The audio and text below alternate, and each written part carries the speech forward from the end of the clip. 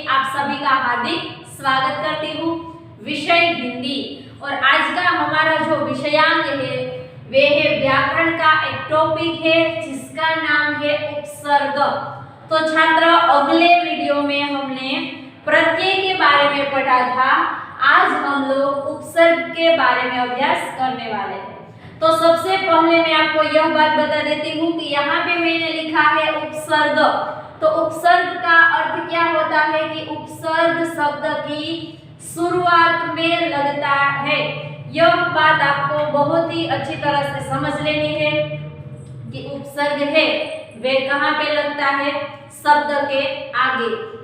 और जब हम प्रत्यय की बात करते हैं तो प्रत्यय है वे शब्द के पीछे लगता है। तो यहाँ पे मैंने सिर्फ आपको एक ही बात याद रखनी है, उपसर्ग शब्द के आगे, प्रत्यय शब्द के पीछे लगता है। तो हम लोगों ने प्रत्यय के बारे में तो अभ्यास कर लिया है, लेकिन आज हम पढ़ने वाले हैं उपसर्ग के बारे में। तो मैंने यहाँ पे उदाहरण लिखे हैं, आपको ये देखना है। मैंने लिखा है अति, यहाँ पे नहीं देखना है, सिर्फ ये ही शब्द आपको देखना है अति।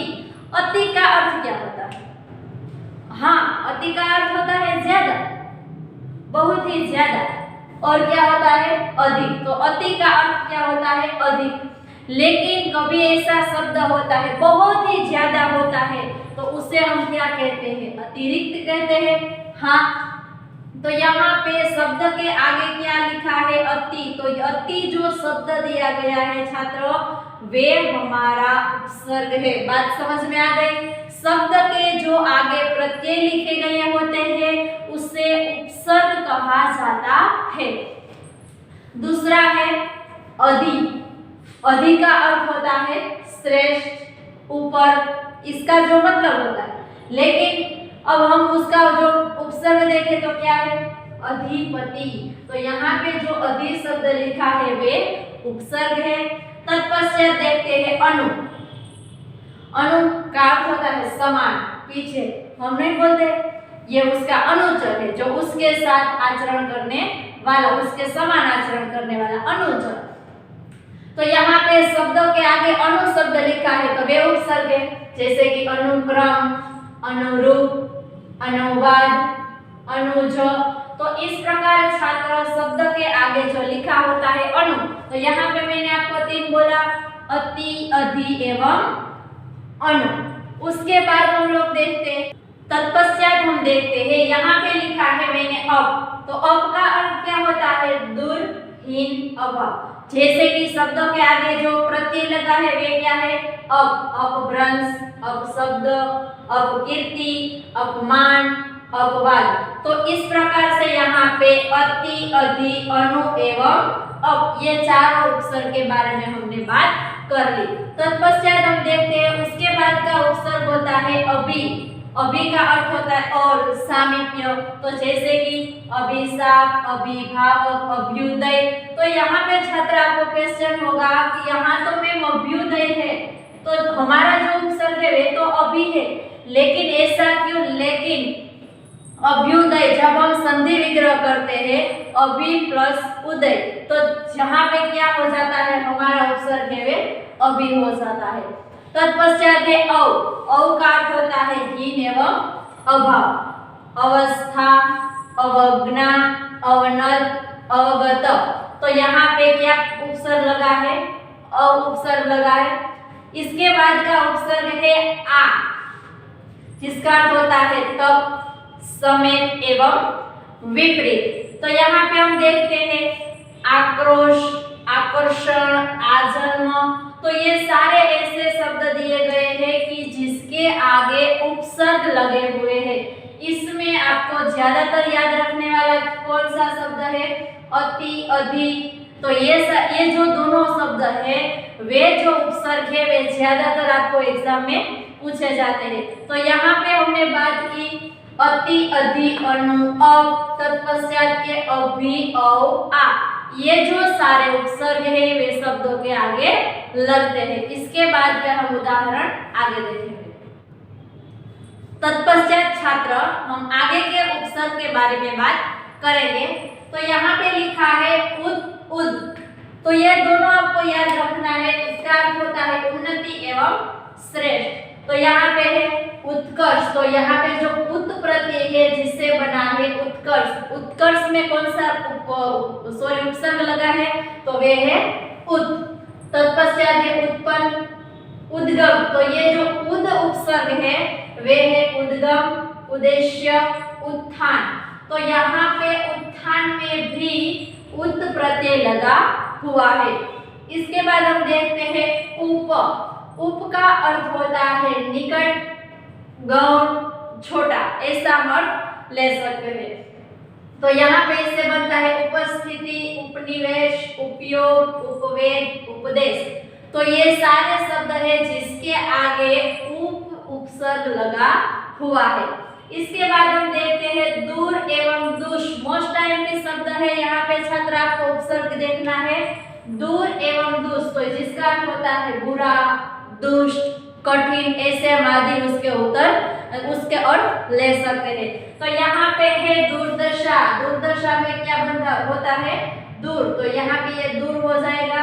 तत्पश्चात है दुर्वस्था, दुष्कर्ष, तो यहाँ पे दुष वाला जो ये एक शब्द दिया गया है दुष्कर्ष, तो यहाँ पे देखा उद, उद, उप, दूर, दुष, ये सारे उपसर्ग। इसके बाद हमें यहाँ पे देखना है नी उपसर्ग। नी का अर्थ होता है नीचे एवं भीतर। तो इसके बारे में हम देखते हैं। तो यहाँ पे है निपात, निवास, निम्न, निषेध। तो ये सारे जो शब्द है जिसके आगे नी उपसर्ग लगा हुआ है। तत्पश्चात दिया गया है निस एवं नीर। तो ये भी मोस्ट टाइम भी है, निस एवं नीर प्रत्यय है, उपसर्ग है। तो जिसका अर्थ होता है भीतर, नीचे, बाहर। तो क्या होता है निर्भय। तो यहाँ पे नीर प्रत्यय, नीर उपसर्ग भी यहाँ पे लगा हुआ है। तत्पश्चात है निर्दोष, इनमें भी नीर है। लेकिन यहाँ पे जो निश्चल है, छात्र एक बात मैं आपको बता देती हूँ, यहाँ पे जो निश्चल है आपके सामने दो ऑप्शन लिखे गए होंगे, ऐसा पूछा होगा कि निश्चल इस शब्द में कौन सा उपसर्ग लगा हुआ है। तो कई छात्र ऐसी गलती करते हैं, यहाँ पे निस लिखा होता है और ये निस लिखा होता है। तो क्या करते हैं सभी छात्र यही करते हैं, यही ऑप्शन लिखते हैं, लेकिन ये गलत है। जो हमारा उपसर्ग है वे क्या है, निस उपसर्ग है। इसीलिए जो छोटा वाला स है वे ही आपको लिखना है। उसके बाद है परा। परा का अर्थ होता है पीछे, उल्टा, अनादर। तो यहाँ पे जो उपसर्ग लगाकर शब्द बनते हैं वे है परागत, परामर्श, पराभूत। तो छात्र यहाँ पे हमने ऐसे ही कुछ उदाहरण देखे कि जिसके आगे उपसर्ग लगते हैं, तो वैसे भी हमें कई आगे उदाहरण देखना है। इसके बाद हम उसके आगे का उदाहरण देखते हैं। यहाँ पे लिखा है परी। परी का अर्थ होता है आसपास, चारों ओर, परी। तो यहाँ पे जो परी आसमान में होती है वे परी की बातें यहाँ पे नहीं हो रही है। परी यानी कि हमारे जो आसपास होते हैं वे सब। तो यहाँ पे है परिधि, परिमाण, परिधान। तो ये शब्द के आगे क्या लगा है, उपसर्ग। वे उपसर्ग क्या है, परी। तत्पश्चात है प्र उपसर्ग लिखा है, प्र। तो प्र का अर्थ होता है अधिक, आगे, ऊपर। तो यहाँ पे लिखा है प्रलय, प्रपंच, प्रयोग। ये सारे शब्द है जिसके आगे प्र उपसर्ग लगा हुआ है। तत्पश्चात है प्रति। तो इसका अर्थ होता है और, विरोध। तो यहाँ पे है प्रतिफल, प्रत्येक, प्रतिदिन, प्रतिध्वनि। हाँ, यहाँ पे लिखा है प्रत्येक। ये आपको बहुत ही अच्छी तरह से याद रखना है। तो आपको ऐसा होगा कि यहाँ तो प्रति लिखा है, ये सारे शब्द है जिनमें लिखा है प्रतिफल, प्रतिदिन, प्रतिध्वनि, लेकिन यहाँ पे तो प्रत्येक है। तो फिर वहां पे भी क्यों उपसर्ग लगाया जाएगा। लेकिन यह बात आपको बहुत ही अच्छी तरह से याद रख लेनी है छात्र कि यहाँ पे जो मैंने प्रत्येक शब्द लिखा है तो इसमें भी प्रति उपसर्ग ही आता है। तो आपको होगा कि कैसे ऐसा होता है। तो अगर आप संधि विग्रह करेंगे तो प्रति शब्द है तो हम इसका क्या करेंगे, प्रति प्लस एक, तो क्या बन जाएगा, प्रत्येक। समझ में आ गई बात। तो यहाँ पे जो प्रति प्रत्यय लिखा हुआ है वे हमारा प्रत्येक शब्द में लगता है। इसके आगे हम देखते हैं वी। वी का अर्थ होता है भिन्नता, भिन्नता। तो यहाँ पे विभिन्न, विभाग, व्यर्थ, विशेष, विभाजित। हाँ, यहाँ पे आ गया व्यर्थ। जिस प्रकार यहाँ पे क्या हुआ था, प्रति प्लस एक होता क्या था, प्रत्येक। तो उसी प्रकार व्यर्थ का हम संधि विग्रह करते हैं तो वे हो जाता है वी प्लस अर्थ, तो वे बन जाएगा व्यर्थ। तो इसी प्रकार छात्र ये जो वी प्रत्यय है वे कहाँ पे लगता है, व्यर्थ में वी प्रत्यय लगता है। ये बात आपको बहुत ही अच्छी तरह से समझ लेनी है। तत्पश्चात है सम, सन। ये भी मोस्ट आईएमपी है, सम, सन। तो वे क्या हो गया, उसका अर्थ होता है सुंदर, सहज, पूर्ण। तो यहाँ पे कुछ शब्द लिखे संतृप्त, तो यहाँ पे क्या होता है, संतृप्त। इसके बाद है संन्यास, तो इसमें बिना प्रत्यय। संपर्क, तो यहाँ पे सम प्रत्यय आता है। संगम, तो यहाँ पे न प्रत्यय। संवाद, तो म प्रत्यय आता है, यानी कि उपसर्ग लगते हैं। तो छात्र अब आपको यहाँ पे कुछ गलती दिखाई देती हो, कुछ ऐसा होता तो मैंने सही ही लिखा है, मैं फिर भी आपको बता देती हूँ। यहाँ पे मैंने लिखा है संन्यास। तो संन्यास क्या होता है, कभी सब लोग ऐसे लिखते हैं संन्यास, कुछ लोग ऐसे लिखते हैं संन्यास। तो ये दोनों शब्द है वे गलत है, लेकिन यहाँ पे जो लिखा है संन्यास यही उसकी सही वर्तनी है। आपको एक बात बहुत ही अच्छी तरह से ध्यान रखना है कि जब भी आप लोग संन्यास लिखते हो तब इस पे स के ऊपर अनुस्वार ही करना है और यहाँ पे न ही य के साथ जोड़ना है। तो यही आप लोगों की वर्तनी है वे सही होगी। समझ गए? इसीलिए यहाँ पे सम और सन उपसर्ग लगे हुए हैं। तत्पश्चात हम देखते हैं सु। सु यानी कि सहज, अच्छा, इसका अर्थ होता है। तो यहाँ पे आता है स्वागत, सुभाषित, सुपुत्र, सुपुत्री, सुफल। तो क्या मिला हमें, स्वागत शब्द ऐसा लिखा है, स्वागत लिखा है, तो यहाँ पे हमें पता चलता है इसके आगे तो सु नहीं है, यहाँ सब शब्दों के आगे जो हमारा उपसर्ग लिखा है सु लिखा है। हाँ, लेकिन यहाँ पे तो स्वागत लिखा है, तो स्वागत का क्या होता है, यहाँ पे मैं आपको बता देती हूँ, सु प्लस आगत। जब हम इसकी संधि विग्रह करते तो हमें क्या मिलता है, सु। तो इसीलिए सु उसका उपसर्ग लगेगा। तो छात्र कभी कभी ऐसा होता है संधि विग्रह करते वक्त ही हमें प्रत्यय के बारे में पता चलता है।